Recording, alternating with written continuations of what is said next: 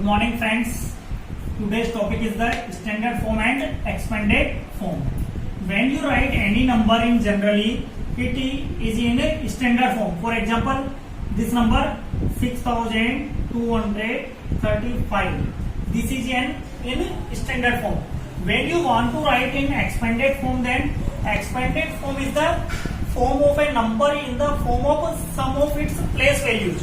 For example, 6235. This one is at 10,000th position. This one 2 is at 100th position. 3 is at 10th position, and 5 is at 1st position. So if you write the number in the sum of their place values form, then it is in expanded form. For example, in this number 6 is at 1000th place, so its place value is the 6000.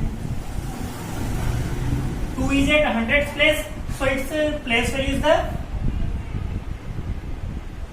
200. 3 is at 10th position, its place value is the 30, plus 5 is at 1st position, so its place value 5.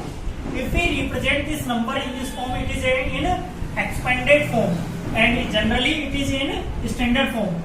You can write the number in expanded form by representing their position. For example, 6,000 plus 2 hundreds plus 3 tens plus 5 ones. You can write in this form. Both the forms are in expanded form. Okay. In another example, 5327. Okay. When you want to write this number in expanded form, then write this digit at thousands place. So 5000 plus next is at hundreds place 300 plus 20, because 2 is at tens place and 7 is at ones place 7. This is in standard form, and this form is in expanded form. Friends, today's our topic is the successor and predecessor. Successor means plus 1, predecessor means minus 1. For example, 5. When you want to find out the successor of 5, then which number comes just after the 5? 6. So we can say 6 is the successor of 5. How can we find it? 5 plus 1. Because successor we write here plus 1. When you add 1 into 5, then it becomes 6. In another language, the next number is the successor of the previous number. So 6 is the successor of 5. In another example, when you want to find out the successor of 5326, which number is the next number? 5327. So successor of 5326 is the 5327. It means just next number.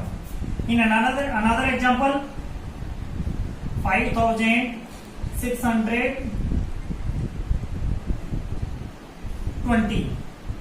Then when you want to find out the successor of 5620 is the 5621. When you add plus 1, it becomes a successor of the given number.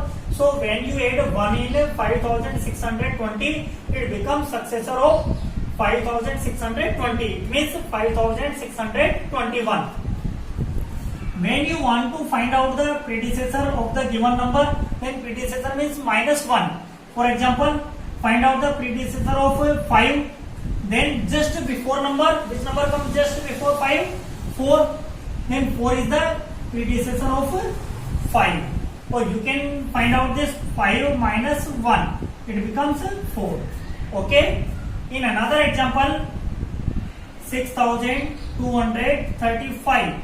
When you want to find out the predecessor of 6235, then subtract 1 from the given number.